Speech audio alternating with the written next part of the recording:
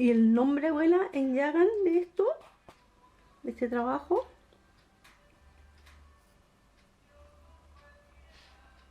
Tehuela.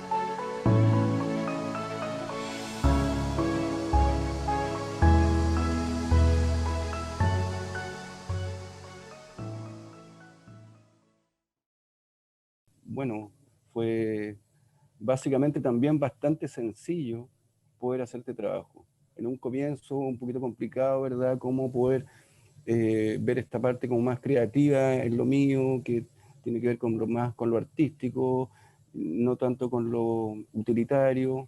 Y Julia, claro que hace todo este tejido tradicional, hermoso lo que ella hace, ¿verdad? Entonces, en un comienzo, claro, cómo era un poquito cómo poder unir la cerámica con el junco. Y son dos materialidades orgánicas que se funcionan bastante bien, siempre funcionan bastante bien. Bueno, yo hice estas piezas pensando un poquito en el tema de la recolección. Los juncos o las piezas que hace Julia tienen que ver básicamente con tipo de tejido. Hay uno que es especial para recolectar, que es el tejido Keichi, que ella me habló y me enseñó bastante sobre eso. Y está el típico, el común, que es más cerrado. Entonces, a partir de eso, yo quise también hacer piezas de cerámica que tuvieran esta trama como amplia, que es lo que se observa en la fotografía, y que ella pudiera intervenir eso. O yo le envío estas piezas a Puerto William, a Julia, y le doy la libertad absoluta para que ella pueda intervenir. Entonces ella me comenta que le fue, entre comillas, fácil y un poquito complicado porque el junco al secarse, que es frágil, y la pieza cerámica, la que estamos viendo en la fotografía, tiene un chamote que lo hace que sea muy rugoso y una textura como muy, entre comillas, como afilada al junco. Y esto a veces no le podía permitir bien unir la pieza porque se les cortaba la fibra. Entonces, eso fue una complicación técnica que ella pudo solucionar muy bien. Después aparece otra pieza que es más grande, pieza también de cerámica gres, y con colores muy naturales, con mezclas de piedras, con un poco de esmalte tiene también, y también a alta temperatura, 1230 grados más o menos fue cocida esta pieza, y esta pieza era como anexa, no sabíamos cómo poder intervenir esto con la anterior y surge la idea de que este recipiente mayor aparezca como sostenedor y como en el fondo haciendo una alusión al mar, en el sentido de que la otra pieza anterior se mete acá y es en el fondo como una matriz. Tiene varias lecturas eso, bastante poético, muy bonito lo que como resultado final. Para mí como resultado final era lo que no estaba esperado y aparece en el momento. Y de manera simple y muy sencilla se une y aparece esto. Al final se colocan piedras dentro de la mayor, piedras abajo, y se coloca esta otra pieza adentro, haciendo como esa relación de encontrarse en el mar y que es lo que le da el sustento, ¿verdad?, a todos estos pueblos originarios australes.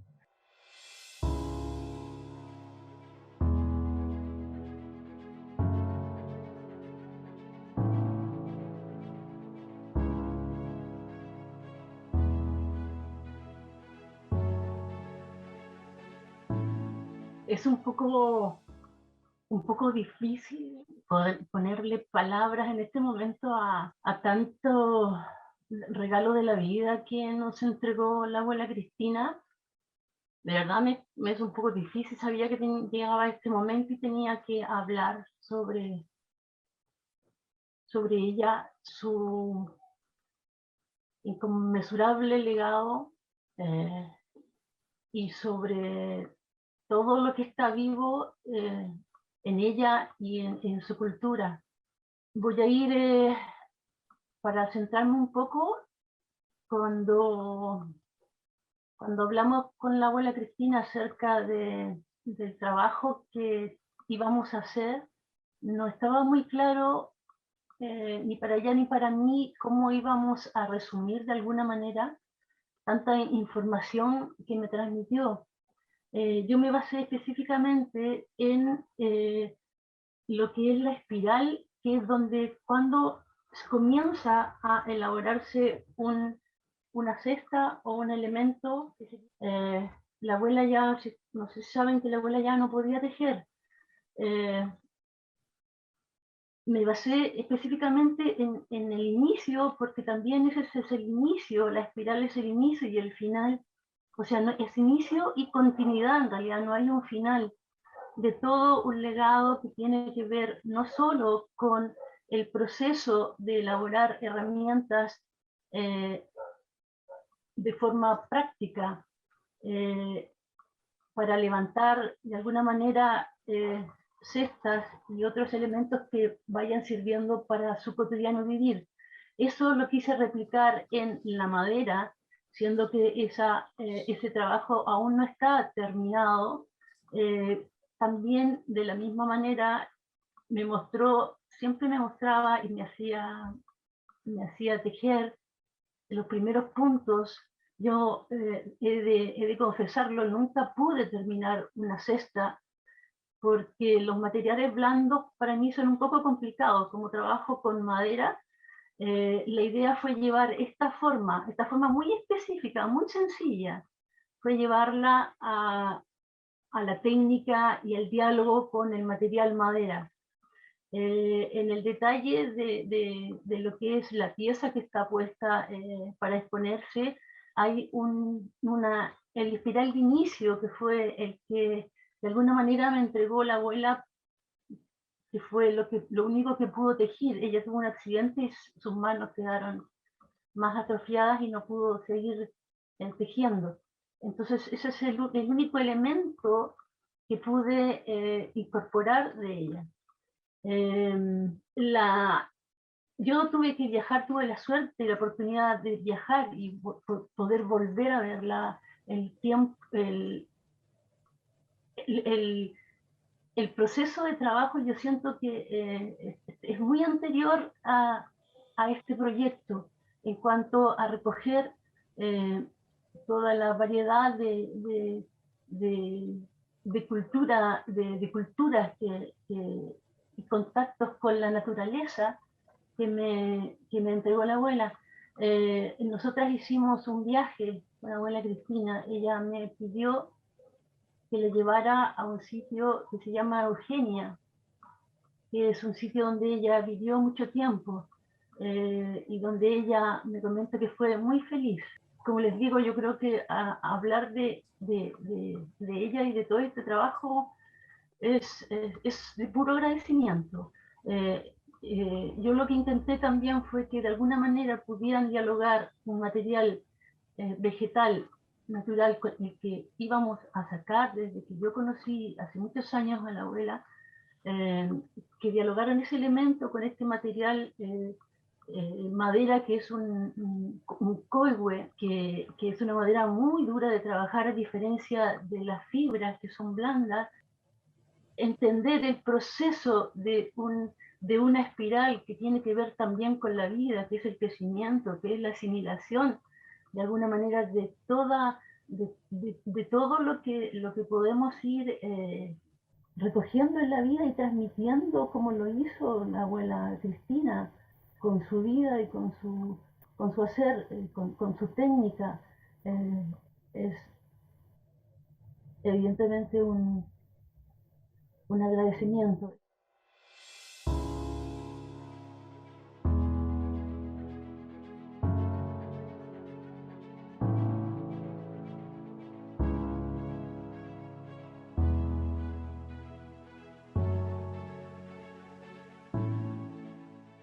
Obviamente, mi interés sobre este tema, los pueblos ancestrales patagónicos, siempre me ha llamado la atención. De hecho, mi trabajo los últimos 20 años han estado basados precisamente en este tema. y obviamente todo lo que tenemos como elemento literario lo he tratado de traducir en estas imágenes, lo cual obviamente este pueblo vivió casi exclusivamente del mar. ¿Ya? Ellos pernoctaban muy poco tiempo en la tierra, tomando en cuenta que esta tierra austral poco y nada podía aportar a la vida de estas personas. Por lo tanto, encaminan su vida hacia el mar, y eso es obviamente ampliamente conocido por todos. De hecho, a mí lo que me interesa destacar es cómo, porque en la tierra es como más normal, ¿cierto?, vivir en ella, pero hay que tener una gran valentía para internarse en el mar, sabiendo que es mucho más complicado, es mucho más peligroso. Es muy factible que en algún momento se te vaya la vida en ello, cosa que en la tierra es menos probable. Por eso me interesó mostrar cómo estas familias, porque en realidad, ¿cierto?, no era un gran grupo de personas, eran grupos de familias que vivían prácticamente en el mar, llevaban su hogar dentro de la canoa y se trasladaban por distintos lugares, como les digo, pernoctando, permaneciendo muy poco tiempo en sectores terrestres. Entonces, esa fue mi intención. ¿Por qué he escrito en el agua? Porque no, en realidad yo no soy marino, ¿ya? Yo sé, por ejemplo, que hay muchos pintores de marinas que han sido marinos, que han visto el agua, que han mirado por horas y horas, ¿cierto?, observando el movimiento de las olas. Y yo me imaginé que en ese movimiento de olas podía aparecer de repente algo escrito. Y ese algo escrito obviamente está escrito en lengua cahuéscar. ¿Por qué es cierto el seleccionar los objetos que elaboró Susan? Son los objetos de uso cotidiano para ellos en épocas pretéritas, y a su vez también son objetos en lo que uno puede reconocer elementos de esta cultura. No tenemos imagenología sobre esta cultura precisamente, porque las fotografías que existen son exiguas, por lo tanto, una imagen en que tú puedas demostrar esa entereza, tanto de mujeres, y pongo primero la palabra mujeres, porque en estas culturas las mujeres eran tanto o más importantes que los hombres, porque la labor que ellas ejercían era el 50% de toda la labor de una familia. El texto es Vivir en el mar.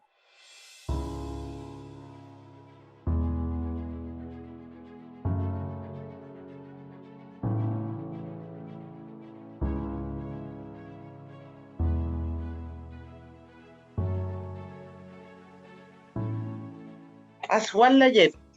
Sí, hicimos una pieza con la artista Lenka, que ella tuvimos un proceso muy igual, cada uno con sus materiales. Ahí hicimos una fusión de barro o greda con el junquillo, que forma parte de un trabajo un poco, digamos, había que trabajarlo lentamente, puesto que la greda es traída de la tierra y el junquillo también. La fusión es que ambos materiales son naturaleza viva, propia de nuestra región. Y cada material tiene su proceso para ser trabajado. Con respecto a la inspiración, juntar el junquillo yo jamás lo había hecho con greda, he hecho el trabajo con otros materiales, pero con la greda o el barro era bien pensativo cómo lo podía hacer, pero resultó bien fácil, puesto que la señora Lenka también tenía su proceso propio de su material. Ella tuvo que cocer su barro en un horno, tuvo como 2 percances que se le partieron la obra que había hecho la parte de abajo.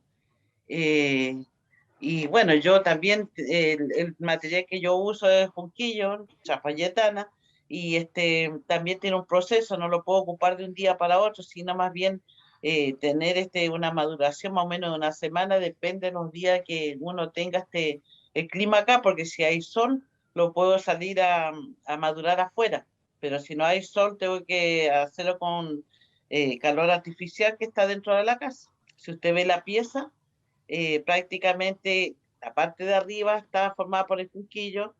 También esto tiene un inicio. Hablamos del inicio, para mí el inicio es un comienzo de todo, el inicio de muchas cosas, el inicio de una espiral.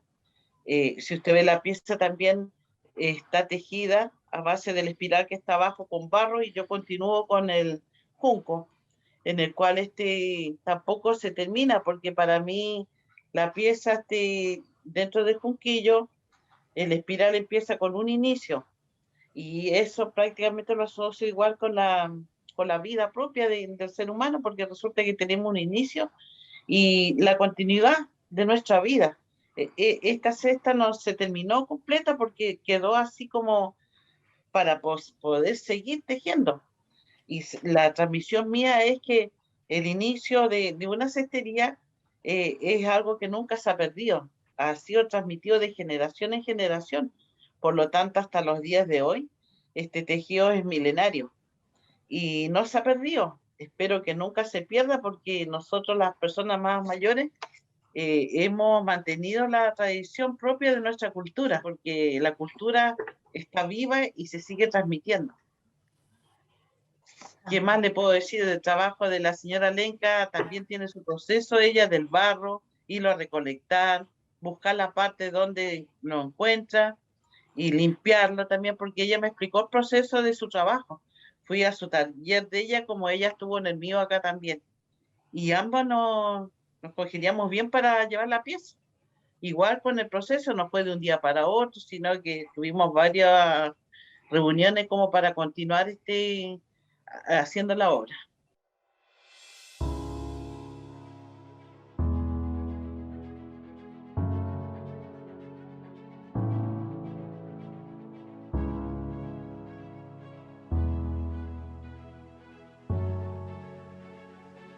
Llevo bastante tiempo trabajando con una comunidad cahuéscar. Particularmente a la señora Luisa no la conocía, por lo tanto fue un empezar desde cero también. Y bueno, y por los tiempos que estábamos viendo y por esta condición inicial de que la cosa fuera virtual, ella de frentón me dijo que no iba a poder ser si es que era virtual, y entonces yo me desplacé a Natales, donde ella vive, y así pudimos conocernos, y ella pudo, citándola a ella misma, pudo confiar en mí y para trabajar. Y entonces ahí comenzó un camino de reunirnos, de conversar mucho, de contar un poco su historia, de contar un poco la mía, de contar un poco las cosas que hacemos y lo que íbamos a hacer. Y de ahí, bueno, surgió esta idea de hacer algo que saliera del canasto habitual. En particular, yo tenía ahí, siempre tuve como una opinión como, que, no sé, un poco difusa con salir del canasto, porque el tejido del canasto realmente es como la esencia de su trabajo. Pero bueno, apelando a sus recuerdos históricos, se recordó que su madre le hacía una pelota cuando era pequeña, cuando vivía en Los Canales, y les hacía una pelota de junquillo, y entonces la pelota fue como el gatillador del proceso. Y en ese sentido hay todo ahí un cuento con la materialidad del junquillo, con la elaboración, y bueno, y después viene un poco más como la abstracción, que representa la esfera, que representa el círculo, que representa las órbitas, etc. Desde el punto de vista de mi aporte de la fotografía, yo quería salir de esta idea de que hay una persona que se le denomina artesana, y hay otra persona que se le denomina artista fotógrafo y va y registra a la artista artesana. Entonces yo, tratando de salirme de eso y aprovechando la idea de la pelota que evoca el jugar, entonces como que traté de volver a la fotografía un poco con el jugar, y el jugar con la luz del sol, con la luz solar, que es además la luz creadora, la fuente creadora, el sol, que también, ahí está la esfera, que también es el sol, digamos. Y entonces empecé a intentar, en este contexto de experimentación, de intentar trabajar procesos naturales, y ojalá poder traspasarle a ella esos procesos naturales, por ejemplo, como un revelado en clorofila o revelado con cianotipia. Desafortunadamente, como fueron pocas sesiones natales y por los momentos en que ocurrieron, no nos acompañó mucho el sol, y por lo tanto lo tuve que hacer yo en un lugar con más sol después, digamos. Pero bueno, quedó pendiente con ella de traspasarle la manera de realizar estas cosas. Y bueno, el revelado en clorofila necesita más tiempo, por eso es que al final opté por hacerlo con cianotipia, que en lugares con sol demora menos tiempo la exposición. Y lo otro que tiene, que a mí me gusta mucho, el sentido poético que puede llegar a percibirse de esto, es que el revelado es que la imagen la genera el sol, y el agua es quien fija la imagen. Entonces el sol y el agua son parte importante de este proceso. Y bueno, la configuración de la obra en sí tenía que ver con dos cosas. Uno, la pelota hecha por ella, así como un canasto, yo lo veía como que en el fondo lo que está haciendo ella es generar una imagen, pero en 3 dimensiones. Es como que si ella estuviese imprimiendo en 3D un objeto, está haciendo una escultura, está haciendo un volumen. Y lo que yo quería era un poco ponerme por debajo de eso y hacer mi aporte que fuera en 2 dimensiones y que fuera en un plano, que conversara con ese, pero que desde un punto de vista que fuera su obra la que tomara como una prioridad. Estas 4 cianotipias que de alguna forma también en cada una de ellas hay un círculo, que está compuesto ya sea de la textura, de la base e inicio del canasto, también de la misma pelota escaneada, de su mano elaborando, y del proceso de extracción del junquillo con los textos que evocan su memoria y su recuerdo de su madre y de su niñez.